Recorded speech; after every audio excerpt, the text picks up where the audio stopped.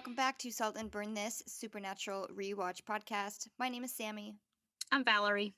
and thank you for joining us yet again. I think I haven't edited.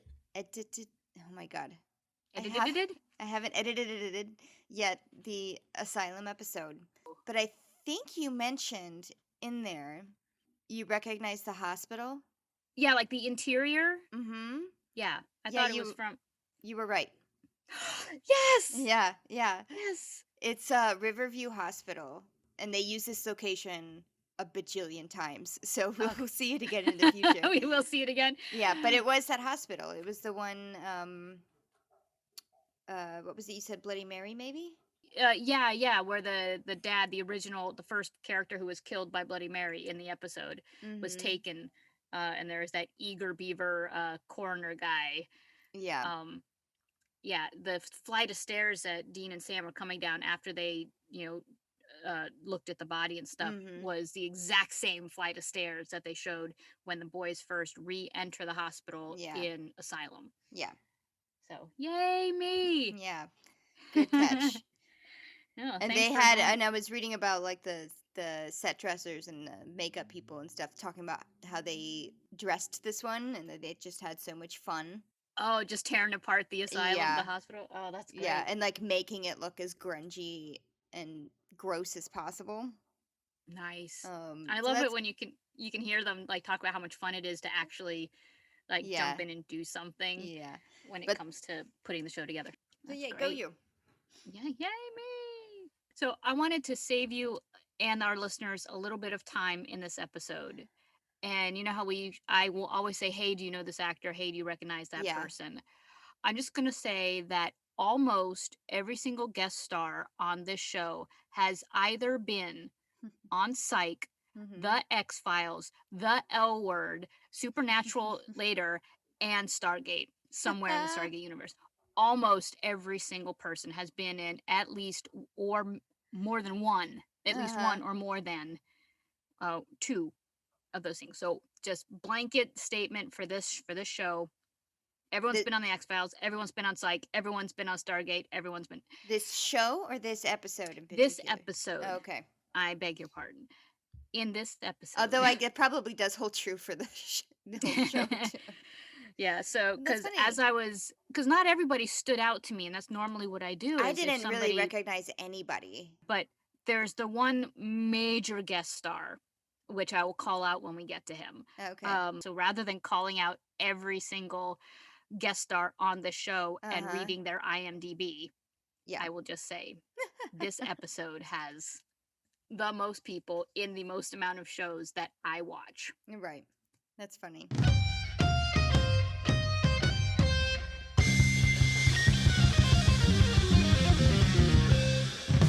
Okay, season 1, episode 11, Scarecrow. Story by Patrick Sean Smith. Teleplay by John Shaban. And directed by Kim Manners. Yay! I guess that's probably why there's all these X-Files people. Could be. Could be. Episode summary. If it only had a brain, well, maybe it has. A malevolent scarecrow could be why strangers in Burkittsville, Indiana don't get out of town alive. I like the way you leaned into that one. Okay, so well, first off, Burkittsville, Indiana is a non-real place. I want to ask. Too. What's the point?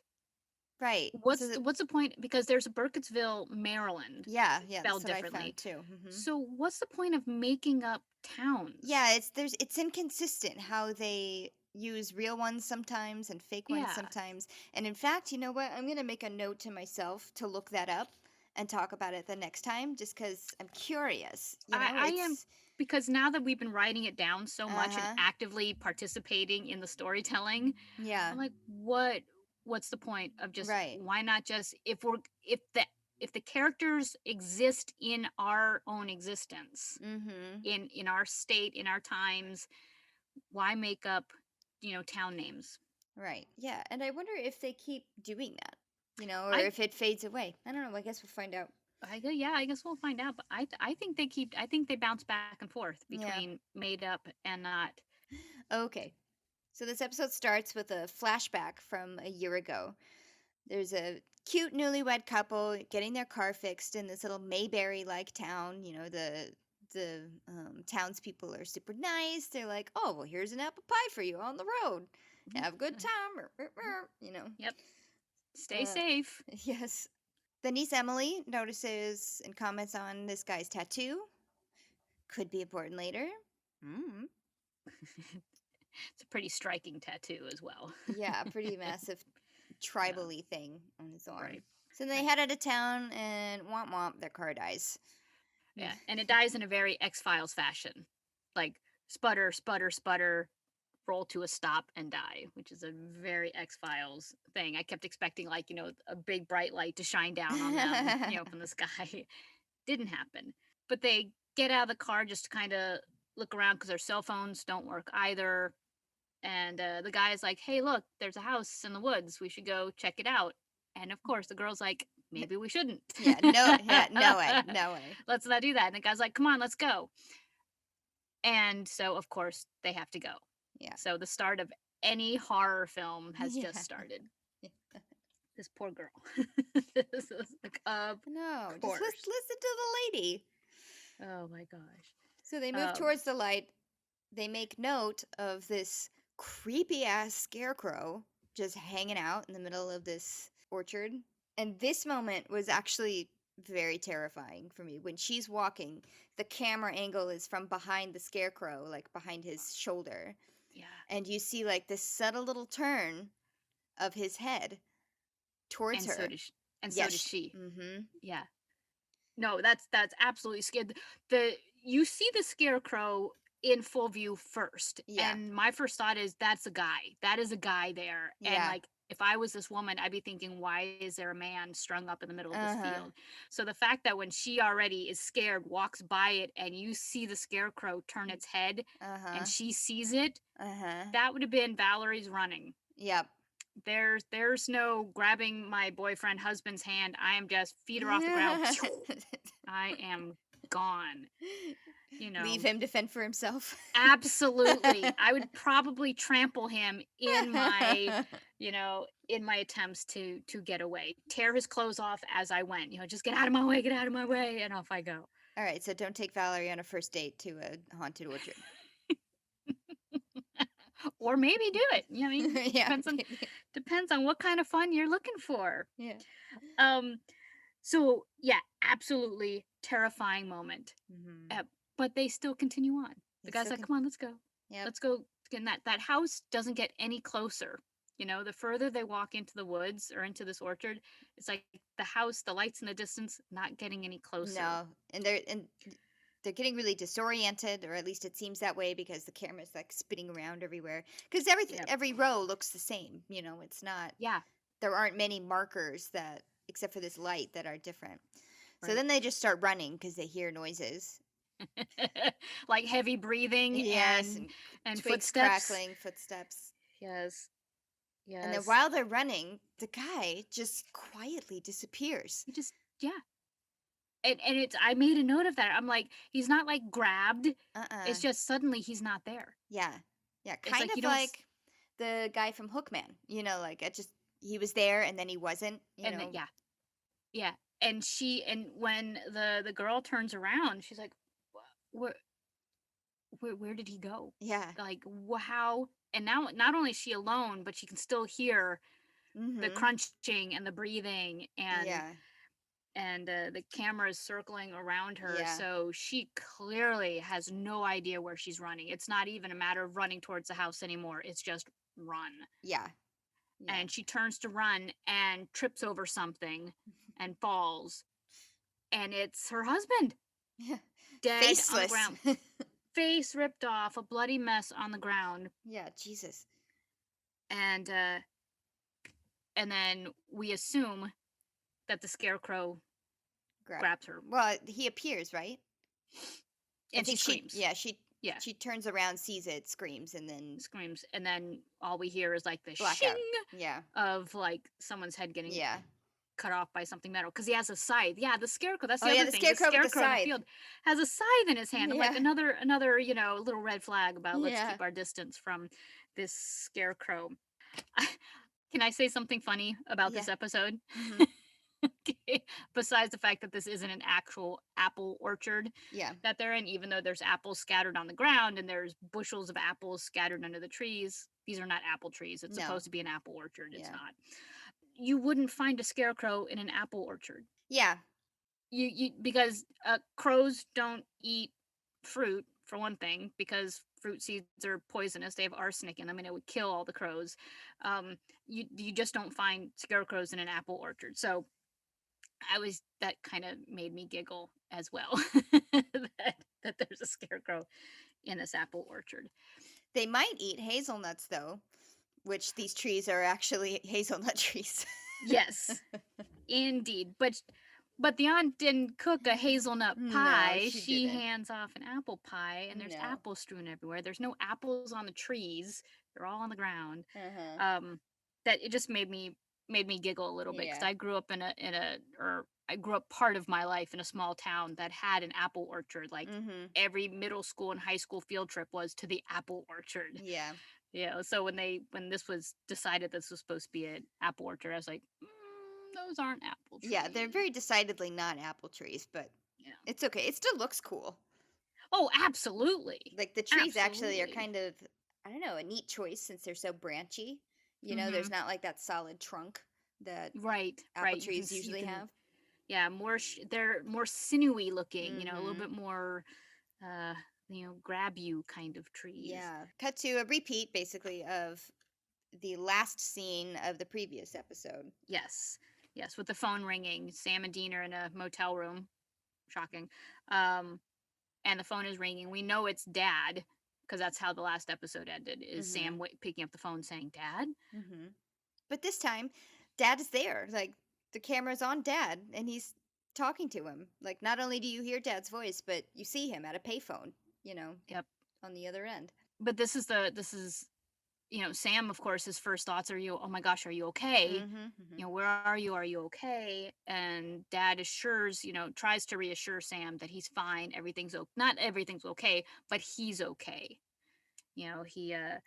He tries to just calm Sam down. But when Sam says, we'll come to you, John says, no, Yeah. don't. You can't. You need to stay out of this. Mm-hmm. But Stay also, away. Yeah. yeah. But also, you mentioned earlier, which we didn't record it, but this is the first time that Dad pinpoints what killed Mom, and probably Jess as well, which is a demon. A demon. Yeah. He says it's a demon. Yeah. And it's what killed your mom. It's what killed Jess. I'm so sorry. He Mm-hmm. apologizes for what Sam is going through. Um, it's a little bit interesting that the relationship that Sam and John have Yeah. is so combative, Yeah. but they've both experienced almost the exact same things in Uh-huh. life. Yeah. But yet they're still so combative. Uh-huh. They don't see I guess they don't see their own similarities. Right. It's just Yeah. a matter of Which is why they butt heads so much. So then Sam is just too stubborn, he's not writing anything down, he's not taking Dad's orders. So then Dean tears the phone away from Sam. And at this point, you don't hear Dad anymore. You just hear Dean going, "Yes, sir. Yes, sir. You got it." Yep. Take down John says take down these names. Uh-huh. And so John is trying to redirect Sam and Dean to go somewhere else. Yeah. To just away from wherever John is, go work on these cases. Mm-hmm. And Dean's ready to do it. He's ready to take orders from Dad. Here was a scary thing that John said. After he said it's a demon, he says they're everywhere. And it just makes the whole like supernatural world like blow up, that there isn't just this one demon. Yeah, because up until now, Sam and Dean have been fighting like single entities at a time for the most part. Right. But now that John says it's a demon, they're everywhere. It's like, like we're not safe. There's demons everywhere. Yeah. Yeah. That's an order. Do your job. Yep. Dean, good little soldier. He does it. So Yep. then they get in the car on their way to Burkittsville, Indiana. Sam is driving. Dean is kind of gushing over Dad's research capabilities. He's Yeah, just he's like, like, he's a master. Like yes. all the research that went into finding the connection between these three couples, like Uh-huh. even though they all came from different states, they all managed to pass through this one town or pass Mm-hmm. to this one town before disappearing, Mm-hmm. all at the same time frame, different years, Yeah. but like same season, same month, Yeah. same day. Yeah. And yeah, so Dina's like, Dad's a master. The man's a Yeah. master Yeah. at And this this. is the point where like the tension kind of comes to a peak, like a true boiling point. They're still fighting about Dad, what to do about Dad. Sam wants to go find him and not listen to him. Dean Yeah. says, no, we have to listen to him. And it just like gets more fiery and Yeah. fiery. And then Sam has had it. Yeah. He stops the car. Sam wants answers and he wants revenge. Yeah. And he's not getting it by being with Dean. Yeah. Because Dean is leading him in the other direction. Right. And he's like, that's it. Yep. So stops the car, opens up the trunk, takes his pack, and leaves. Yeah. In a bit of a huff, Yeah. I might say. Yeah. It's like I want to support Sam in his need for answers. It's like I want to sympathize, but at the same time, I'm that personality that follows the rules, listens to Dad. That's me. That is my Yeah. thing. As a kid, I didn't get into a lot of trouble because I saw what happened when my brothers and sisters didn't listen to Dad. So by the time I came around, I was like, hey, I don't need that in my life. So I can empathize more with Dean. I follow the rules. Dad says to go do this, I'm going to go do this. Whereas Sam is like, no, I need to go do my thing, which I understand, but I can't fully empathize with. I am the exact opposite. I know. I do not like rules. I do not like authority. And maybe that's because I am the older child of two. But not that I was dangerously reckless or anything like that, but I was a little bit rambunctious, and it's just like, oh, your curfew's 9. Okay, we'll see. And see, I saw what happened when somebody said, yeah, we'll see. And I was like, ooh, okay, there are consequences. Right. And I don't need to poke that bear because my sisters poked it for me. Right. So I get it. That's why I feel like Sam left in a huff. So I relate more to Dean. Yeah. And I know that other people relate more to Sam. Yeah. I definitely would have left in a huff. I have left in huffs before in occasions. So I know this about you, Sam. I know. I'm a brat. In a good way. I'm a brat. And a pain in the ass. It's fine. Yes. I've accepted that about myself. Yeah, Sam has decided to leave, and Dean has decided to let him leave, He leaves in a huff, too. He's just like, he fine. Absolutely does. He, in a full Dean fashion. Yep. Like, fine, I will go save the world if you're not going to go. Yeah. I'll do it myself. Yep. Slams the hood down, gets back in the car, drives off. Right. Yep. Spoiler alert. This will not be the first time. Or this will not be the last time that the boys go their separate ways. Yes. In huffs. Yes. Yes, I have a big word again next to my note here. Again, not the last time. So Dean drives off to Indiana. When he gets there, though, he takes out his phone and looks like he's about to call Sam. Yep. It's like he scrolls through his contacts, which is hysterical because it's a flip phone. I know. And everyone's got their little, like, computerized pick your photo. It's not your picture. It's a cartoon character of what you think you are. Yeah. And it looks like he wants to call Sam, but he doesn't. At the last second, he closes the phone, puts it away. I'm sure there's some significance to the names in the phone that he scrolled by, but not a rabbit hole we need to go down. Right, yeah. I chose not to either. So Dean hops out. He's looking at this little small dainty town, and he goes up to the local cafe, Scotty's Cafe, and sees a guy sitting in a chair, leaning up against the storefront. He's like, "Let me guess, you must be Scotty." And he's like, yeah. And Dean introduces himself. Here's his personality as John Bonham. And Scotty recognizes it. Yeah, Scotty's like, "Isn't that the drummer from Led Zeppelin?" And I was like, "Scratch that name off my notes," because he beat me to it. Totally beat me to the reference. I was like, "All Yep, right." So they did it for you. I loved it. But then Scotty goes on to call him John. "What can I do for you, John?" Yeah. It still calls him by the bottom name, which is great. But Dean asks Scotty, "Have you seen these people? The missing couple?" Hmm. And Scotty says no. Scotty doesn't know. Um, Sorry, I'm so lame. it's gonna be one of those episodes, huh? I know. That's all right. It's all right. Whatever gets us through it. It's all Right. right. Hum a few bars. Um, Dean gets a so little cheeky with him. It's just like, you got a smile that could light up a room. While he's sitting there scowling at him. deadpan. Yeah. Makes me wonder, like, how many takes it took him to keep a straight face. Yeah. Um, but that's classic Dean. Hmm. Classic Dean. So next thing we see is Sam Hmm. hitchhiking. And I have to ask, how long was he walking backwards down this road Oh that my he didn't God. see a blonde girl Right, sitting on the yeah. side of the road with her back facing the way traffic is coming in order for her to actually catch a ride in the direction she wants to go? Plus, she's listening to In the earphones. headphones, yeah. So that whole setup, I was just like, come on, you didn't see this girl sitting on the side of the Yeah. road. Yeah. Plus, I mean, now having watched the episode, I know more about why she was sitting on the side of the road. Uh-huh. But in the sense of this scene is just now happening, what girl hitchhiking is going to be sitting on the side of the road with her back towards the traffic With that their she's trying to headphones catch? on. Yeah, Yeah. yeah. So there And was this, that. right. And then the sensibilities in me are like, you're a woman, a cute woman, hitchhiking alone. Really? You're going to have your headphones in? Yeah, exactly. And be startled by Sam, Yes. Yeah. who just happens to be a nice guy. Yeah. Um, she doesn't know that. And smartly, she says, "No, I'm not going to tell you anything. You could be a creeper." Yeah. Enter creepy white van, with creepy driver who Yeah. says, "Hey, honey, I'll take you, but not the guy." And she hops in the van, and literally, what is he? He says, "You trust shady van guy, For me?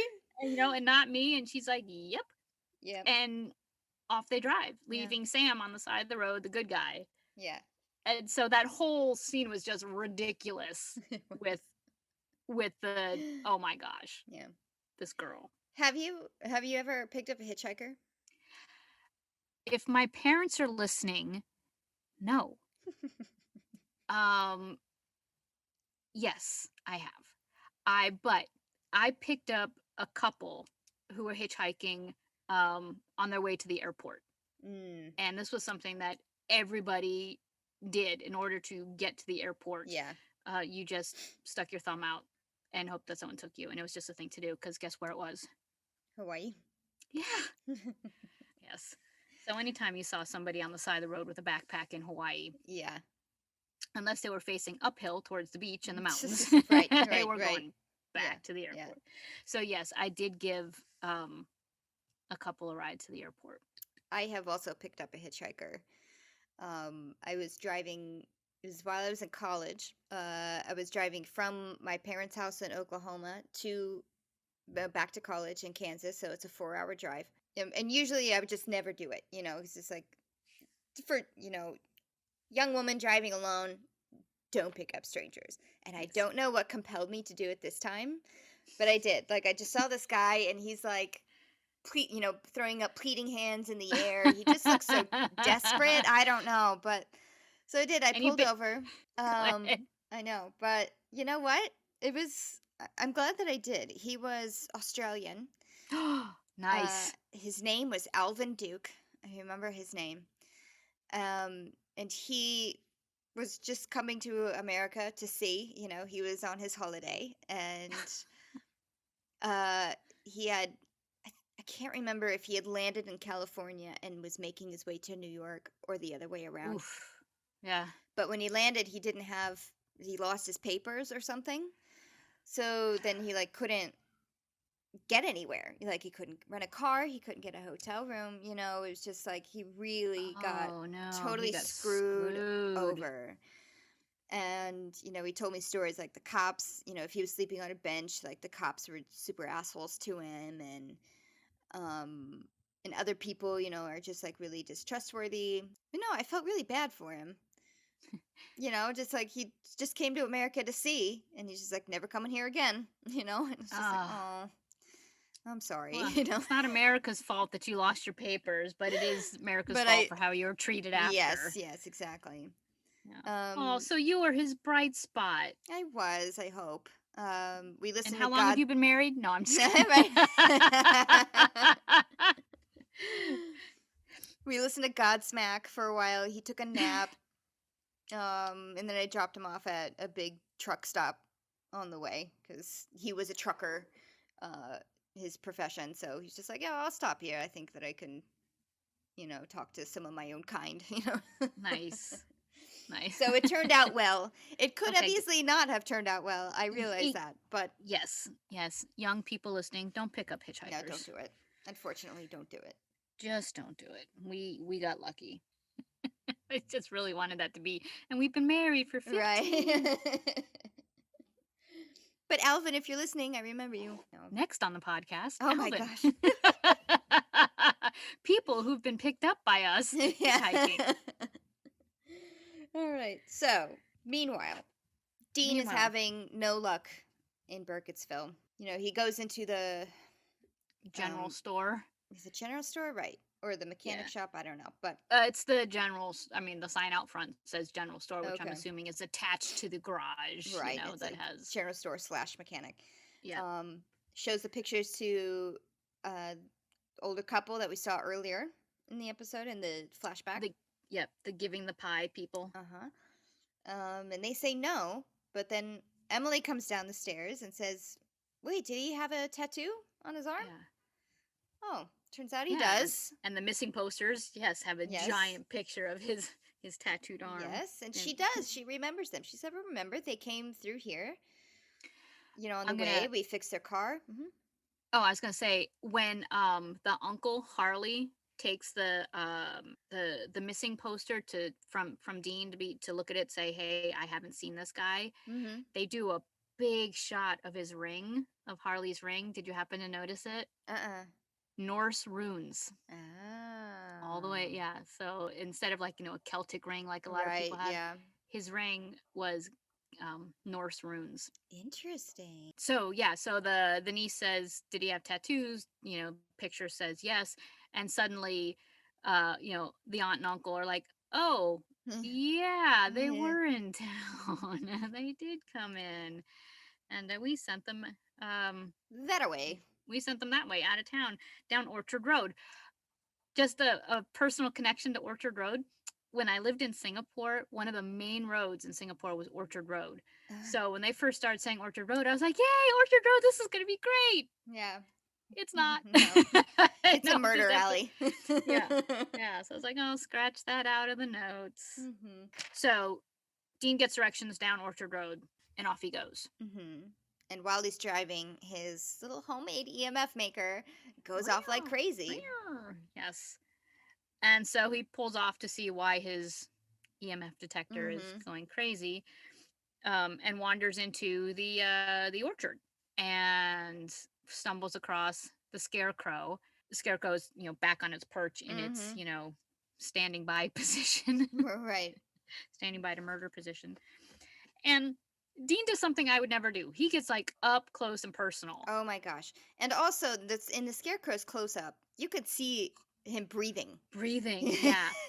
And somebody mentioned that to me, and I was like, I get it. I don't think that was a mistake. I mean, obviously, it's like when in TV, if you see someone dead on the ground, and you see the performer breathing, you know what? People breathe. Right. It would be great if we could hold our breaths for as long as it took to film being dead. Yeah. People breathe. So you just got to take that with a grain of salt. I think it was intentional that it was still slightly lifelike. Right. No, I thought it was a great choice that they to use a human being in this shot, even though it doesn't move. Instead of just, because it would be so easy to make a dummy and just throw the mask on over him, and just throw him up on the pole. But instead they chose the actor who plays the Scarecrow. No, can you get up there and just be still? Be still, right. And yeah. I mean, you can, but you can't, because you breathe and your blood pumps and, Right. yeah. So it's not like he was up there moving around, but he Right. was moving enough that as an audience member, we knew that Right. it was alive. Yes. And we were just waiting because the scene that you're talking about now, where Dean grabs a ladder, and this is in broad daylight, so you see everything. Mm-hmm. He grabs a ladder, climbs up it, and is like face to face with this guy for a while and just Yeah. looking at him. And so the anticipation of this Of moment, it was just like this scarecrow's gonna move, he's gonna jump, it's something's good. gonna happen. It's someone's gonna get him. It's gonna get him. Luckily, it's not the right. It's not the right day, and it's not the right time Right. that Dean doesn't get grabbed. But that whole scene with him face to face with this scarecrow was, and plus the face of that scarecrow is just horrific. Yeah. Anytime someone has like, because to describe it, it had eye holes, but you couldn't see the eyes. Mm-hmm. But it looked like the face had just been sewn shut, like the mouth was sewn shut. Yeah, it's like a Um, patchwork of skin on his face. yeah, So you almost see like a baseball, like almost it sewn does. together like with like baseball seams. Right. S- And Um, also kind of like Jeepers Creepers. I think the monster in Jeepers Creepers does something similar. Like he's got yep, sewn up skin and yep, stuff like yep. that. So So, pieced, like sewn together from different things, and Dean notices, he as he's looking at the scarecrow, he notices the arm that's holding the scythe, mm-hmm. um, has what looks to be a tattoo on it, and it just so happens that it's the exact same tattoo that Vince had. Mm-hmm. And that right there, again, why I can't be on the show, because that would have had me off the ladder in a heartbeat. But Dean was just like, interesting that Yeah. this scarecrow has the same, not only the same tattoo, but seems to have human skin, you know, Right. as an arm. And he's like, all right, I need to go back into town Uh-huh. and investigate this. Right. Okay, so then Dean goes back into town. He gets gas. Emily is there. They Uh, make, huh? Sorry, I just wanted to interrupt you for a second Yeah. when he stops to get gas, Uh-huh. because it's like Emily's gas station, or her aunt and uncle's gas Yeah. station. She's the one who pumps the gas. Mm-hmm. Did you notice that when she went to put gas in the car that the like the gas plate was already down? Because you, like, in that car, the gas tank is behind the license plate on the Mm-hmm. back of the car. So in order to get to it, you have to like pull down the license plate and then Mm. unscrew the gas cap. When she went to go unscrew the gas cap, the license plate had already been flipped down. So like Oh, it didn't get reset from the first time or the second time that they right. shot Right. that scene. That was just a little continuity thing. I was like, Ah, oh, the license plate was already down. And Dean didn't do it because the shot goes he had from him just getting gotten out of out the of the car. car. Yeah. So unless he was driving with like his, gas tank door open, Right. which I Well, don't think Dean would do. I didn't even think about that because I've never that was the first time I've seen a car. I'm not a car person. Okay. I don't like go crazy over like old muscle cars or anything like that. But I'd never seen a gas From the tank back. right there. Yeah. So, while they're making small talk, Emily tells him about her life. She was 13 when her parents died in a car crash and her aunt and Yeah. uncle took her in. Hmm. And, he makes comments like, "Oh, you like living in the boonies?" And she's like, "Yeah, It's it a is good it little is in the town. middle of nowhere, but it's nice. The people here are really friendly. We're almost blessed because almost every town around us is the crops are dying, Hmm. are suffering." Suffering. Yeah. Hmm.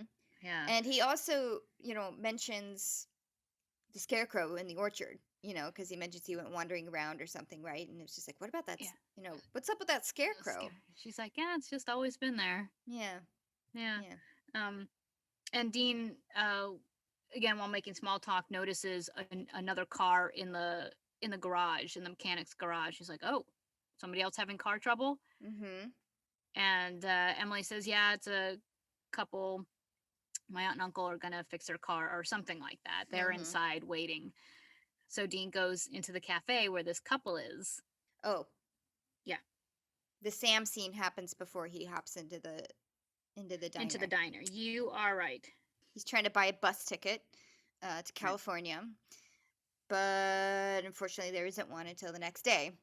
So Sam is Right. like, "Aw." Oh, unacceptable. What was that? What did the lady behind the counter say? He's like, is there any other way I can get to Stockton today? She's like, yeah, buy a car. Right.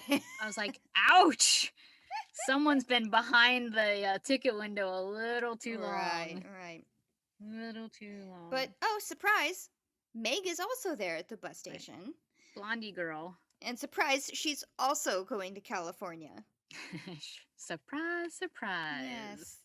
And that's all we learn Yep. in that scene is that, hey, I'm going to California too. But they make little eyes at each other. There's kind of some cuteness happening Yeah. there. And she is very charming, I have to say. Oh, absolutely. I love her hair. Yeah, I do too. I wish I could pull that hair off. Okay, so meanwhile, uh, Dean goes into the diner and sees this couple with a spread. An enormous meal. It's cartoonish almost, like how much Yeah, food is yeah. Oh for my two gosh! And people. Dean's face, hysterical. Yeah. I mean, he doesn't like do this comic take, but he does a little, Like, yeah, you what's know, going on? huh, Also, what's going on? Scotty's face was funny because he's happy and shiny and smiley, like with this couple. And Right. he looks up and Completely. sees Dean, and it just goes, boom. Yeah, outsider. This guy. Oh my gosh. So, but they said they stopped for gas because they reluctantly talked to Dean because Dean is kind of making a pest of himself, like intruding on their dinner, on their Yeah. meal. Despite Scotty being like, just leave them alone. They just want to Yeah. eat. Mm-hmm. But Dean still kind of like nudges his way into their dinner. And it turns out that they stopped for gas and that the mechanic, as it was filling up, noticed that their gas line was leaking or their brake line was leaking. Brake line was leaking. Mm-hmm. And they could, the mechanic could fix it. It's gonna, shouldn't take too long. By nightfall, you should be fine. And Dean, says, well, oh, I know something about cars. I could probably fix your car sooner than that. Yeah. And he's trying to convince them to, I'm assuming, leave town sooner rather than later. Yeah. But they are just so into this meal. And plus, I can't blame them for being like, nah, strange guy who just sat next to us. Yeah, their mood towards Dean goes from, kind of open and friendly to shut out very quickly. Yep. And this kind of the point where Dean, like, he's just like, oh, okay, all right. But nightfall, it's really dangerous. He's creepy. Creeping them out. Right. And what's funny is that when they're just like, no, man, just leave us alone. He says, my brother Sam could have done it. He could have turned on the puppy dog eyes and he probably could have convinced, and I was like, what would Sam do? WWSD, what would Sam do? So he was totally trying to channel Sam and failed and turned into this miserably. like creepo. Yeah. And it's funny, before he even said that, I was even thinking to myself, it's like, man, this is why you need Sam, because you can't do this, man. You don't have what it takes. You do not have his puppy dog eyes or his bedside manner. Yes, exactly, the bedside manner. And I just thought it was funny that he was like, huh, Sam probably could have done this. Backtrack just a touch. Pi Day just recently passed. It was like a week and a half ago, right? Yep. From when we're recording this. Yes. It hasn't yet been established in the supernatural history that Dean loves pie. Right. But still Dean hasn't really. No. Because he asks for the pie at 1844 time he mark. asks for a slice of pie. Yeah. But he never gets it. He doesn't get it. But again, he's just asking for pie. Right. We still don't know. I mean, if you've watched the show, you know that Sam loves pie. Dean Up until loves this point, I'm sorry. If you've watched the show, you know that Dean loves pie. At this point in time, we don't know that Dean loves pie. No. But this was just a little, a taste, if you will. Yes. Nibble. And unfortunately, in the time that has taken Dean to not convince these people to leave, the sheriff's been called by Scotty, and Dean is escorted out of town. Yeah. Question. Yeah. How is that fucking legal? How can anyone be escorted out of town by law enforcement? Well, I don't know, but there is a deleted scene that it's this scene that's just a little longer. I think Dean is kind of arguing with him a little bit. The sheriff is just like, you want to do this the easy way or the hard way or whatever. And Dean is like, well, what if I don't? What if I choose not to leave town? And the sheriff's like, well, then I'm going to make you. And then they cut to the scene of him like driving out. So it's probably just small town police politics, I just think that's just one of those things because it's like every time there's a new guy in town, the threat is you have to leave town. You guys, you don't fit in here. You need to keep moving. I'm Yeah. like, under what law? What authority do the police have to make you leave the town? You know, in small towns, they sometimes live by their own rules, you know? Then that's the answer I was looking for. Yep. Because I've lived in a lot of small towns. Not that I had a lot of run-in Have with you the been run cops. out of No. town a lot, Sammy? So you're hitchhiking ways? But I did think it was funny that he literally does run him out of town. You know, it's not just an empty threat. No. You know, it's 2 cars Yep. out of town. Yep. And then as soon as he gets to the town limits, Dean keeps driving. Yeah. Cop like flips Turns a around. flips a bitch, and then you turn back to town. Yeah. So meanwhile, we're going back to Sam. The bus station, yeah. Yeah. So him and Meg are having drinks. They're commiserating about their family. Shockingly, you know, she kind of has the same problem. You know, The exact same Yeah. problem. Like the exact same words, you know. because my family said so. Mhm. Right. And I just wanna make my own way. Yeah. So of course, Sam totally relates to her. Mm-hmm. I don't know. So this is the point where you've got to be. If you weren't already on to her, you have to be on to her Right. now. Right. Yeah. You know, it's So there's something fishy going on. she's with just this a little lady. too attached and a little too convenient. Yes. You know, for She's Sam. conveniently there on the road. She's conveniently there at the bus station. She conveniently has the same problems. backstory. Yep. They're conveniently going to California. Yes. Conveniently, she couldn't get a ticket either. All right. So, but before we can get too much into that, we go back to Dean. It's now sundown. Dean just came back. You know, no sheriff to stop him.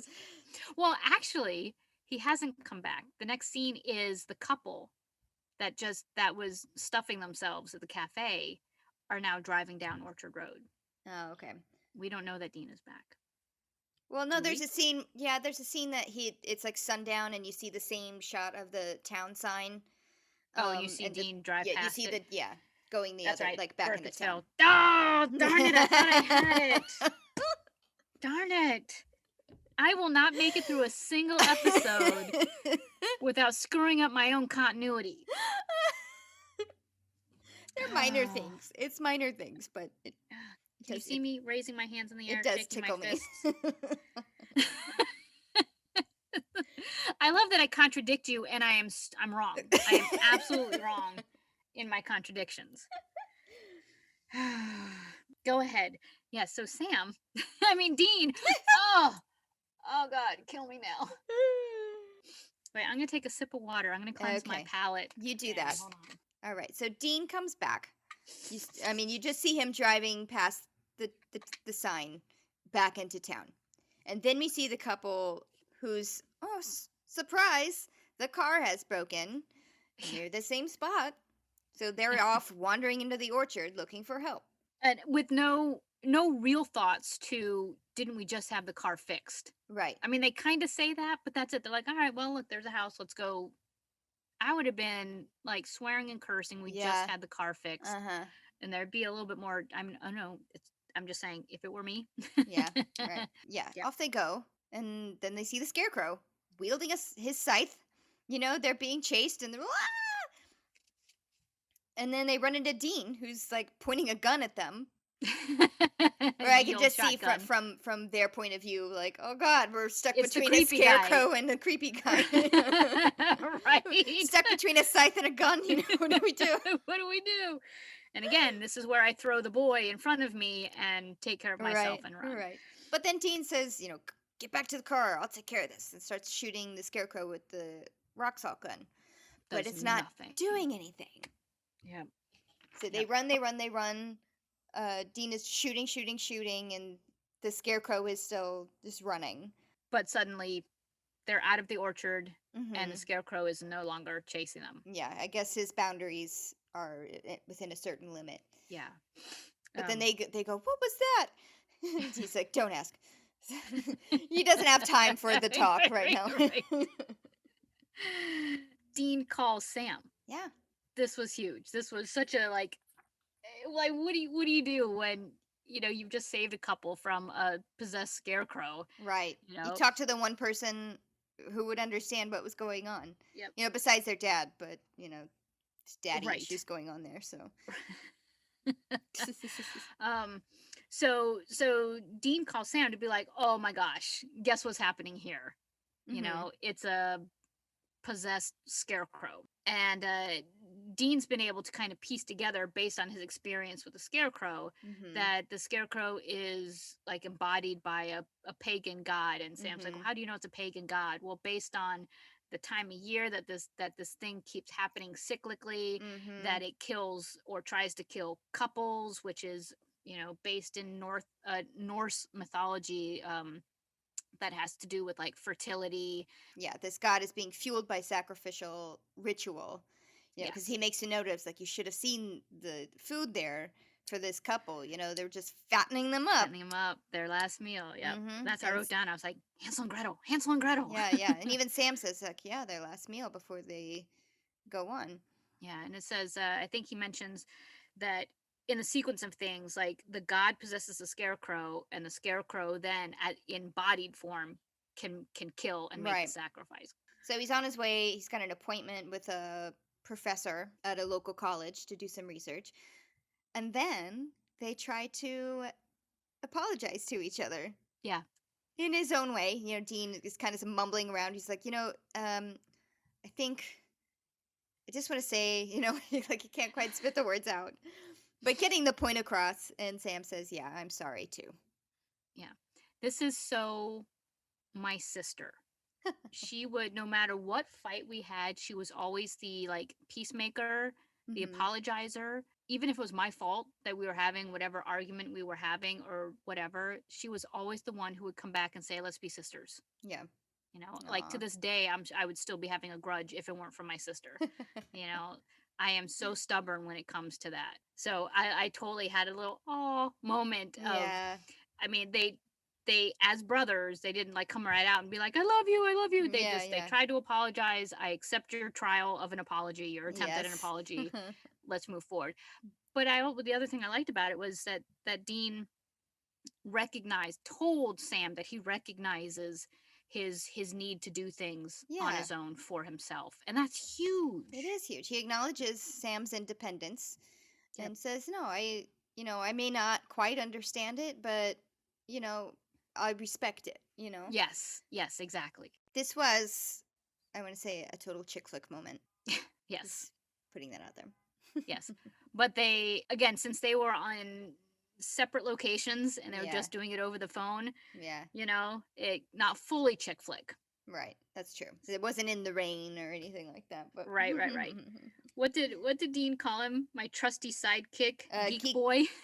trusty geek boy sidekick, which is why he's meeting with the professor because he doesn't have his His geek boy trusty sidekick. geek boy sidekick. Okay. So Dean heads off to the local community college to talk Hmm. to a professor about not Nordic, Or just like Norse, local, yeah, Norse Norse mythology, mythology. anything Yeah, local. yeah. There's a lot of immigrants in this area. Did you this professor? Did you recognize this professor? I guess maybe I kind of did, but not enough to feel the urge to look him up. Okay. This is William B. Davis. Hmm. William B. Davis is the quintessential arch nemesis of Fox Mulder on the X Files. From Oh. the first episode to one of the last episodes, he is the cigarette smoking man. He is Cancer Man. He is the black lung son of a bitch. He doesn't have a name until like the end of the seasons, the end of the run of the Ew. show. He is Cancer Man. He is the cigarette smoking man. In every scene, the way you know he's there is you see smoke. Ah. In every scene he's smoking. So he is the biggest arch nemesis from the X Files. So when I saw him, I was like, oh, I mean, big. Yeah. This is like, you've got Mulder, you've got Scully, cigarette smoking man. Wow. Yeah. So to see him on the show, I was like, hit pause. I got to write this down. Sammy's going Yeah. to kill me. So No, that's very cool. that's a huge, huge guest star. Yeah. huge guest star. Oh, and since we're paused talking about guest stars, Mm-hmm. the actress who plays Meg, Nikki Acox, she was brought on the show by Kim Manners. They had worked on another show together, and he Mm-hmm. specifically like not wrote this part, but brought her on the show because of their working relationship. Aw, Yeah, so I that's thought nice. that was really cool. Yeah, I like when producers and directors and things do that. Yeah, They're like, oh, I remember this person because they were great to work with. Let's give them more work. let's work together again because it was a good experience. So, Mm-hmm. um, I just thought that was really cool because Mm-hmm. I haven't personally seen her on a lot of things. I didn't No, I recognize haven't her. either. It's a shame because she's a really good actress. Hmm. Okay, so back to this guy, the Yes, professor. the professor helps Dean narrow down from all the Norse gods, like Yeah, what is Dean looking for, right. and he's looking for like I also think that he narrows it down, from just any pagan god to specifically Norse pagan gods. Because when Dean's asking about immigrants, and I think he says something about what, Scandinavian or something. mm-hmm. Yeah. So he's like, okay, so out of these Norse pagan gods, what could it be? Yes. So what he finds out from the professor is when they're flipping through that big old book, Yep. Dean recognizes something that looks kind of like a scarecrow. Hey, look, a scarecrow. Yeah. Could it be a scarecrow possibly? And the Yep. professor's like, well, I mean, I guess if these were real, Yeah, they talk he's about Vanner. he says Vonner, and I did not look up the correct pronunciation. I don't think they know because even Dean is like Vonner. Yeah. But it talks about human sacrifice. It Mm-hmm. talks about a sacred tree. Yes, that this god gets its energy from a sacred tree. It's pretty much the god of protection and prosperity, Yes, which is why this town is so seemingly prospering. blessed. Mm-hmm. Yes, and Dean says, "Well, would torching this tree kill the god?" Yeah, And the professor's like, "None of this is real. yeah, So what are you talking about?" yeah. Uh-huh. Um, and Dean's like, "All right, well, thank you. Yeah. Thanks for the info." And I have to say, I hate to say it, but there wasn't a mistake, but there was a you could see the camera in one of these shots. Oh, really? Yeah, and it when I first watched it, I was like, "What was that?" Like Mm, what I thought there was somebody else in the room with right. them. And Mm-hmm. of course that's when Dean opens the door to leave and he gets like head butted in the face with by the sheriff with his rifle. And I was Mm-hmm. like, how did the sheriff get in the room? He wasn't in the room. It was the barn doors of a camera Oh, that I comes see. into the shot. And it was just in the shot long enough and pronounced enough that I was like, oh, what was that? And I Yeah. had to go back and watch it again. I was like, oh, it was the Uh, camera. I didn't notice it. I didn't notice it. Sorry. I did notice a camera I forgot to mention in Bugs. Coming up on the hole. No, it was in the reflection of the shower door when the woman is dead on the ground, and the camera goes like from the shower and then towards the Up ground her and then towards body. her. Yeah. Yeah, you could see the reflection of the camera in the remaining shower door. No way! I missed Yeah. It that. was a very slight, I was just like that. I'm pretty sure that's a camera, but Yeah.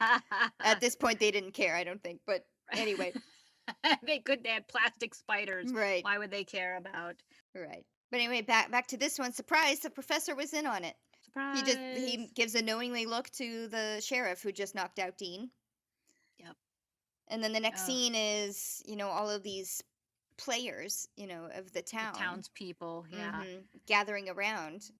In the rain under umbrellas, which is an exact steal from an X-Files episode. Oh.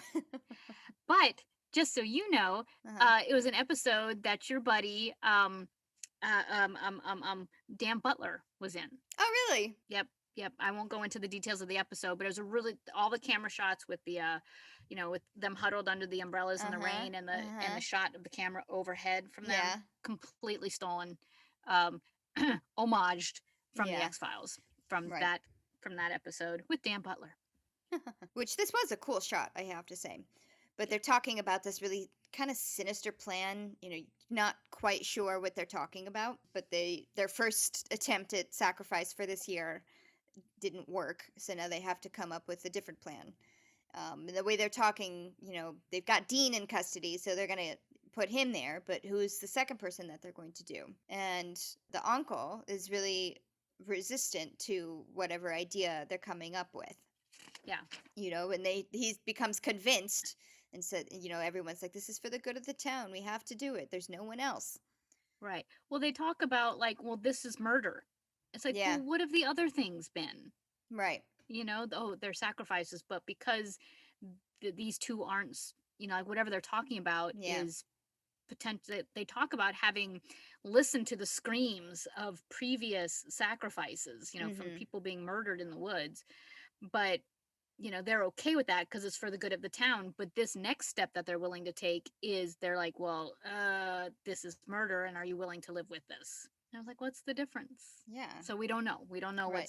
what's happening. Right.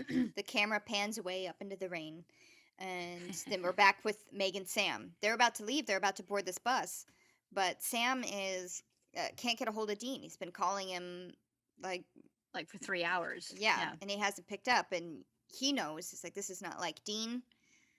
For 3 hours not picking up, not calling back, something's amiss. Yeah. And Meg's like, what? Yeah. Let's just go. Yeah. Why do you care so much about this brother that you just told me is like ruining your life? Yeah. We should just go. Just come with me to California. Yes. She is being awfully pushy about this issue. She's like, she really wants him to go to California. Yeah. Yeah. Like trying to turn him against Dean. Yeah, his own brother. Isn't this your jerk brother that you were just telling me? Like, this is the reason why you're on the road. Right. By yourself. Is because your brother's such a jerk. So why would you want to go back with him? Come with me to California. Yeah, it's a complete stranger. It's fine. It'll be fine. And Sam says, it's like, no, he's my family. He's my family. I gotta go. So the next thing we see is Dean and Emily. They're locked up in a cellar somewhere. Yeah. So the townspeople shove Emily into the cellar. They grab Emily and shove her down there where they've left Dean after they knocked him out. Yeah. So now it comes clear. It's like, oh, the other person is going to be Emily, Denise, which you could kind of, maybe guess when you were watching the prior scene, but reference her, but they don't call her name. Right. So but then they do. They shove her into the cellar. This aunt and uncle are selfish bastards. You're really just like, are you 100%? What? You're gonna do this to she's basically your daughter. Yeah. And they say to her, well, later they talk to her about sacrifice, but before the aunt and uncle come in, Dean and Emily have some time in the cellar by themselves. Yeah. With each other, and I'm assuming the way the conversation picked up that Dean's been like filling her in. Right. On like he gave her the truth is out there talk. Yes, exactly. And that's why she says something like, I did not know about the Scarecrow God. Okay, I wasn't in on this everything you just told me about happening. I had no idea it was happening. Yeah. And Dean believes her. But then that's when the townspeople come back in, the aunt and uncle and the sheriff come in and are before that, this is where they talk about the first tree. Like Dean is like, oh, this is where, yes, he mentions it's like we have to find this tree. Is there anything? And she's like, yeah, there is a tree that the settlers brought with them that they call the first tree. The first tree. But it would be the oldest. Yeah, I don't know where it is. I don't know what it looks like. Right. But it does exist, Right. So something. So she, at least Emily, can like validate that there is something they can do about it. Yeah. Find the first tree, but they have to find it. Mm-hmm. Then the aunt and uncle and the sheriff come back to the cellar, grab them, and tie Dean and Emily to trees in the orchard. Yeah. All the while blathering about sacrifice. I know. And how, it's for the good of the great, the sacrifice of one is for the betterment of everybody, of others. Mm-hmm. I wish it wasn't you. There's no one else. Yeah. That's what sacrifice means, is to give up something you love. And meanwhile, I'm thinking it's like, well, you could do it, Right, you could sacrifice yourselves, you old bastards. Yeah. It goes from Sam saying, he's my family, to Emily saying, but I'm family. Yeah. And then the aunt saying, well, that's your sacrifice, is that you have to give up something you love. And she's like, my life? Yeah. But absolutely. Like Sam's sacrifice is selfless. You Mm-hmm. know, and Dean's sacrifice is selfless. Emily's is Mm-hmm. going to be selfless. But the aunt, her sacrifice is completely selfish. Totally. She's absolutely only thinking about herself. And that's what Mm-hmm. I wrote down. I was like, this is a horrible role. Like, why would you ever Yeah. accept this role I as an know. actress? Because, uh, there's just You're just the worst. to say those words I and know that know. this character completely believes that she's doing the right thing Yeah. for not only for the town, but she thinks that the sacrifice would be like an honor for Emily. Like Emily Yeah. should be like, yes, of course, I want my aunt and uncle to live, Yeah. prosperously. Right. Oh Yeah. That's a lot of therapy coming for Emily, I think. gosh. Dean is sitting there. She's just like, "What are we gonna do?" And he's like, "Don't worry, I have a plan, or I'm Yeah, so thinking what's of the a plan." plan? I'm working on it. Yeah, that's it. That's Hours later. So what's the plan? I'm working on it. he's like, "You don't have a plan, do you?" No, he definitely did not have a plan. He did not have a plan. But then they hear footsteps. They can't see the scarecrow because it's not They're in their tied to line of trees. vision. Yeah. Yeah. They hear footsteps and they're like, "Oh no!" Here it But surprise, it's comes. Sam It's to the rescue. Sam. Dina's like, I take back everything I ever said about you. I'm so glad you're here. You know, untie us and keep an eye on the scarecrow. And Sam says, what scarecrow? How did you get here? Oh, that's what Dean said. How did you get here? Yeah, he stole a car. Stole a car. My man. Yep. So then they were like, "Okay, we gotta go." So they try to run, but the townies are prepared. They're there, Yep, pointing their with guns at guns. them. Yep. You guys, either we shoot you Yeah. or you stay here and get torn to pieces by a Yeah. scarecrow. Yeah. Little did the aunt and uncle know that they don't get to choose who the sacrifice is. Mm-hmm. The scarecrow grabs the uncle, right? Grabs like, He shoves his scythe through the uncle's chest. Yeah, while "Ugh, they're monologuing about what's what's good what's for the town. yeah. Scarecrow's like, screw this, I'm taking who's ever closest. Yep. Kills the uncle, grabs the aunt, and she has the Mm-hmm. longest scream I've ever heard. Mm-hmm. Extended screaming. And I was like, enough. Enough with the screaming. But she gets dragged off, and we Yep. assume. Townies run off. They say, "Oh." So then the morning comes, and Emily is on a mission. Find No, I this mean, tree. yes. And they do. They see a tree that has a bunch of Norse runes carved into the side of it. Exactly like the uncle's ring. Uh-huh. They brought like a gasoline can with them, and they like Sam pours gasoline on the tree, and Dean lights a branch on fire, and Emily's like, let me do this. Yeah. And Dean says, well, the whole town's gonna die, and she's like, good. Yeah. Yeah. Good for her. Yeah. I I wanted to mention this earlier because it was something that just popped into my head. How convenient that there have always been a couple driving through town during the On first that week day. of April. Especially when Scotty's like, we don't get strangers here, Yeah. except on April 2nd. Yeah, I guess so. Yeah, well, that kind of goes along with you don't put scarecrows in apple Yeah. orchards, and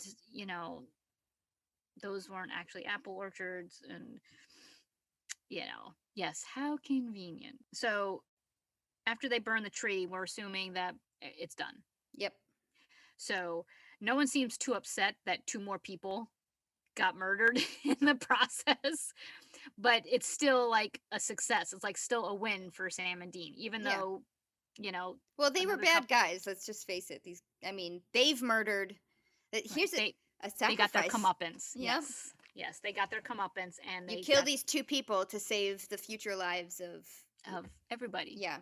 So they send Emily off to Boston. It looks like she gets on a bus. So and then they And- have a nice touching moment. You know. So Sam's like, "What made you?" I mean, Dean says, "What made you change your mind, like, and come back?" Mm-hmm. This is like redeeming. In my eyes, it redeems Sam in my eyes, because he explains his rationale, which is, Jess and Mom are still gone. No matter what I do, they're gone. Yeah. So me cutting ties with you isn't going to bring them back. Right. Dad is who knows where, which is funny because he was on his way to Stockton to go find Dad. So I'm assuming that, while Dad may be in California, it's a big state. They don't know where Dad is. So Right. Dad can't be relied upon. So it's just the two of us. Mm-hmm. So let's keep us together, Right. because we're all that's left. Right. And I thought that was really big because he totally put aside his personal need for revenge and answers and Mhm. is, more concerned about his relationship with his brother. Mhm. And he used his bedside manner, so to He speak. does. He He's that does. brother. He's the one who comes back and says, Nice, beautiful I'm things, and I'm sorry. Yeah. Dean gets uncomfortable, and it's just like, that was beautiful, Sam. Really He's like, touching. hold me, Sam. That Yes, yes, that's right. and I was Sam, you should be kissing my ass. Yes, Dean says, I had a plan. he He goes definitely back did to not it. have a plan. Did not have, I had a plan. And in those moments, I was thinking to myself, have you watched Arrested Development ever? No. It's a show infamous because there's a narrator, like, Oh. during it.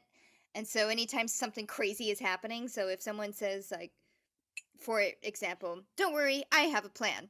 Then the narrator says, he definitely did not have a plan. So The subtext. yes, yes, yes. Nice. So, So you think that's the end, uh-huh. right? Well, at least for them it is. Right. But the next thing we see is Meg In another in another creepy van. creepy van with another creepy driver. Yeah, yeah. And she suggests, that they pull over. The guy pulls over. He's like, "Yeah, let's pull over." Hmm. And Meg says, "Well, I have to make a phone call." And he's like, "Oh, I have a phone." She's like, "Nope, don't need a phone." Not that kind Pull, of call. pulls out like this creepy looking silver chalice, Yeah. like a wine cup, and a knife. Uh-huh. Slashes the guy across the neck, cuts his, I'm assuming, his carotids. Mm. And she takes the chalice and just like collects all the blood that is just Hmm. pouring out of this man's body. Yep. She's very calm and collected while Yeah. doing so as well.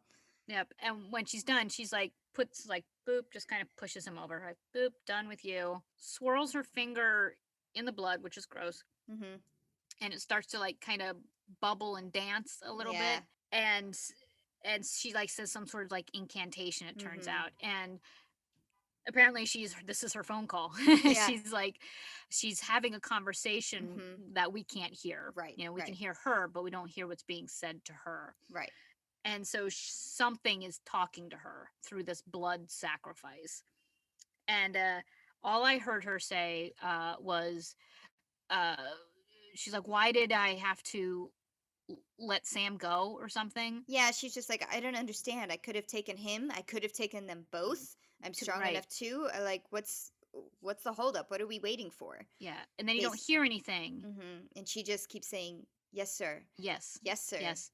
Yes, father. Yeah. And And it's like, oh, yeah. ooh. Now Ooh, so I yeah, remember that the scene is very memorable. For spoiler alert for anybody do it. who is not moving forward, or I mean, who hasn't seen these before. Meg comes back. She's a pretty major player, and she's a Yeah. pretty evil major player. But Yeah.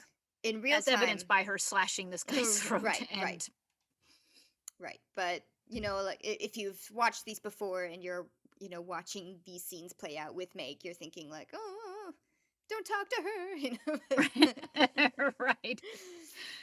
Right. But anyway, this scene has always been very memorable for me. I don't know why. It just always has stuck in my head. It's because it was a surprise. It's shocking. Yeah. It's shocking in the cool-headed violence of it, for one thing. Yeah.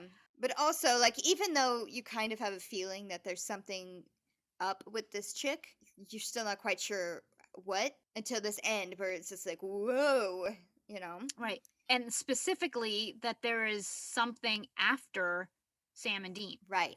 Yeah. It's not just them going to a town and like eradicating a poltergeist Yeah, or something Wendigo. unconnected with them. Now something is like trying to Something is chasing them. Right, exactly. And they don't know about it. Right. We do. Yeah. So it's one of those the truth is out there moments, but it's for us because it's like yeah, there is so much out there and now it's after our heroes. Yeah, this was a big moment in the direction that the show kind of goes from here, I think. Absolutely. This was definitely a lean forward moment in the storyline. Like it's like we've been climbing up a hill, and now we're kind of at the crest. Yeah. And we're just gonna start zooming down this hill. Yeah. Into supernatural. Yes, Yeah. I liked this episode. I Hmm. liked the moments in it. Some of it, was, you got to take with a grain of salt, Yeah. so to speak. But I also But want for to the mention about the scene, about Meg's final Oh scene. yes, This was the first time I had seen it with the actual with the original soundtrack. And while I do like the song choice that they play for Netflix. I think it is kind of like this grinding, sinister, something sound. But yep, in the original, they play Bad Company, which I thought was an excellent choice. And it yep. was like so different from what they chose for Netflix, Uh huh. but it was just like, ah, See, and that's like my rock and roll. yeah. Leonard Skinner, Bad Company. Mhm. So those bands and that music, those songs that they picked, had I heard them, would have connected me more to that episode. Right. It's not like it wasn't like the bad drive off music of um yeah, Several like other Phantom. episodes. Yes, exactly. It was great. It didn't take me out, but Mhm. when you told me that it was those bands, I was like, "Oh, it could have been Yeah. that much more of a connection for me." Yeah. I was going to talk about how like scarecrows, yes, totally American, but also completely harmless unless you're watching a TV show, or in a movie. Right. Oh, you Um, know what though? I think I am gonna insert this because this came from Eric Kripke. When he's talking about scarecrows, they're very distinctly American, like farms and cornfields and scarecrows.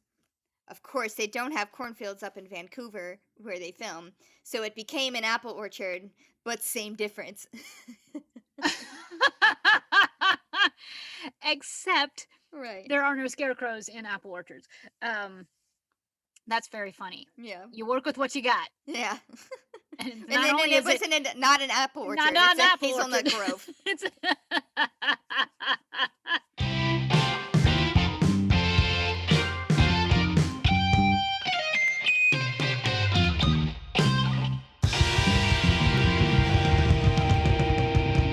Valerie, I like that little decoration you have in your closet. I decided since I've been spending so much more time in the closet, I need to make it a little bit homier. Mhm. Are you talking about my bottle? I am talking about your My bottle. bottle. Yeah, Shannon made this for me, and I Aw, absolutely love it. it's so cute. And like little Yeah. fairy lights. So, since this is an audio platform and not a Oh, visual, I'm so like showing it to you in the I camera. I'm know. like, look at this. And I'm turning it. Yes, it's beautiful. So, what it is, it's an empty, it looks like a wine bottle, It is. covered with like a decoupage of blue Different and white styles of papers. Yeah, like, papers and paint and yep. A little very bit of artsy glitter. looking. Yeah. Hmm. And then filled with those little fairy string lights. So it's almost like a little glowy lamp. Yeah, it absolutely is. In fact, when it's darker, it looks like little fireflies in Oh, the I bottle. love It's just, that. it's yeah, it's really subtle because the lights are really small, so it's Yeah. not like this big glowing orb. It's Uh-huh. just these subtle little lights, and it's just nice. It's a nice little Yeah. comfort to I have, like and those fairy lights. yeah, and she did such a good job on this. Her Etsy page has some really nice bottles, Yeah, she some does. really nice stuff. Yeah, I'm Uh, waiting on one that she's making.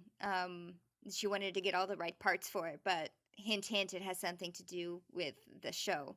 So what? I know once it's made and once I get it, I will post a picture of it up on our Instagram and stuff. She does bottles to order, you know. Yeah, she does. She does custom Yeah. made. So her Etsy shop, by the way, is Bottles by Shan, all one word, and we'll put this in our social media channel so you can Yeah. find it.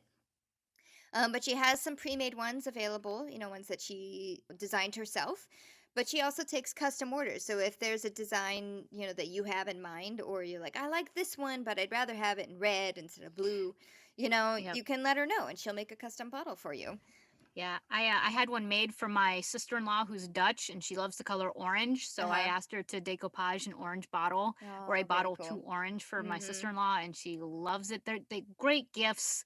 I mean, not to like totally like make it about gifts, but they're really nice. They are really nice They're gifts. really I nice. agree. She Yeah. also does vases as well. Oh, So yes. yeah. I So should check probably get a vase You with the green thumb now. I know. Where that green thumb came from, Sammy. You didn't have it when Depression. we were roommates.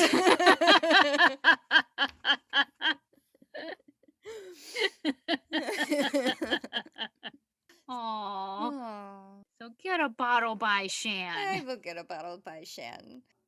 We're talking about our friend Shannon Chrisman, by the way, who is a avid theater lover and performer. So this was her creative outlet during pandemic times, and we love it. So go check her out. The things she does when she's not doing the things she does. Right, exactly. I won't sing the song again. Aww. Okay, fine. How did it go? What did I say? Shout out to people doing things that aren't the things that they normally do. Wow, that's very good, Sammy. You didn't think so last time. No, let me rephrase. It's very good that you remembered who's the snarky one now. Oh my god, my poor voice teacher is shaking his head right now. All right, so that's going to do it for this episode, Scarecrow. We loved it. We hope you loved it. Mm-hmm. Yep. Stay tuned next week for Faith. Faith. These one word titles. I know they're not funny. I can't wait until the titles start to become funny. Yeah. They're just a little too on the nose. Yeah. It's like, what is this one about? Bugs. What's this one about? An asylum. What's this one about? Scarecrow. Yeah, exactly. So next week, join us for Faith, which will be about Faith. George Michael. Make sure to subscribe to anywhere that you listen to podcasts if you like what you're hearing. Please rate us if you feel inclined to do so.